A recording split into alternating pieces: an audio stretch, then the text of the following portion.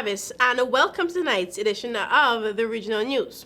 We start off in Trinidad and Tobago. With more COVID-19 cases and fewer available hospital beds, the Ministry of Health's admissions and discharge policy for COVID-19 patients has changed.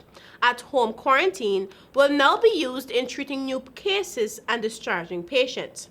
Additionally, patients will no longer be asked to produce 2 negative tests before discharge. This is according to Chief Medical Officer Roshan Parasram, who spoke at a virtual media conference on Wednesday. Parasram indicated that last week, the decision to discharge on producing 1 negative test was taken by the ministry. This has since been altered, completely eliminating the need for a diagnostic criterion before discharge. As a result, asymptomatic and symptomatic patients will now be asked to quarantine at home for 7 days. Symptomatic patients, he said, would be asked to spend 10 days from the onset of display symptoms in a state facility, 3 days without symptoms in the facility, and a further 7 days at home. Asymptomatic patients will now spend 10 days in a facility from the onset of a positive result and 7 days at home.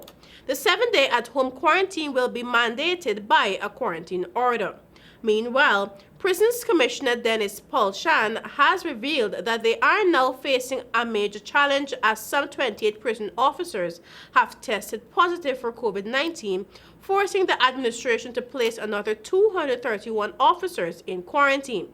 Paul-Chan said having so many officers out of active duty had put a strain on the resources. Paul-Chan said luckily there are 300 new recruits taking up the shifts and supplementing any shortages.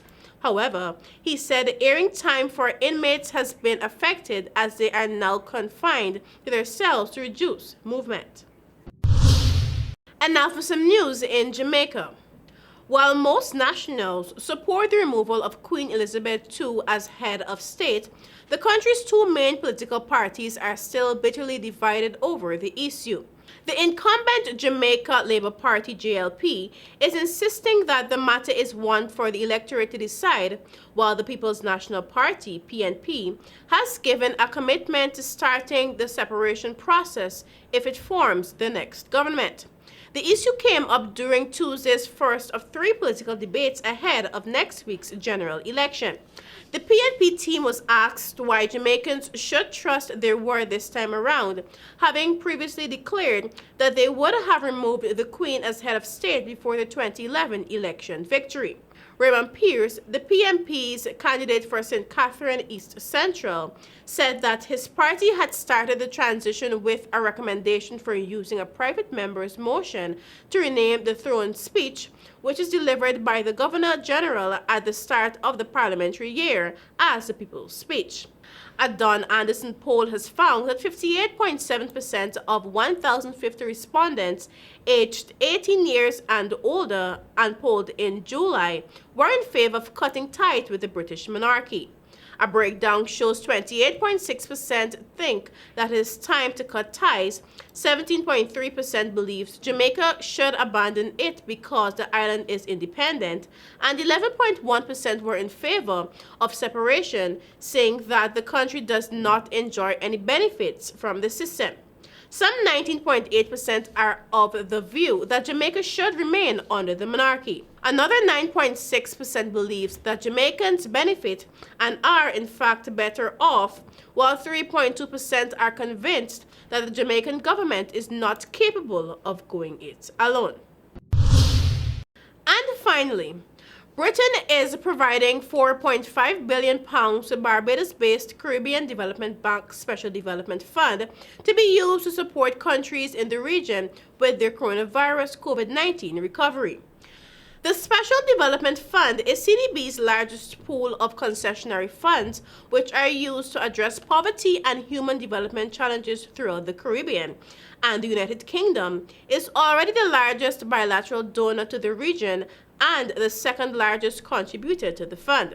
A statement from the British High Commission said that the new funds follow CDB having recently successfully met agreed upon performance targets. In light of COVID-19, the United Kingdom Caribbean Infrastructure Fund projects are becoming vitally important as a source for employment, supporting sector development, and facilitating medium-term economic recovery in the region. As part of its wider response to COVID-19 in the region, the UK is also supporting a range of other partners, such as the Caribbean Disaster Emergency Management Agency, CDEMA, with COVID-19 modeling and surveillance. And that is it for our region news this evening. And I continue to urge our viewers to stay indoors, use those hand sanitizers, wear those masks, and continue practicing social distancing. Back to you, Travis.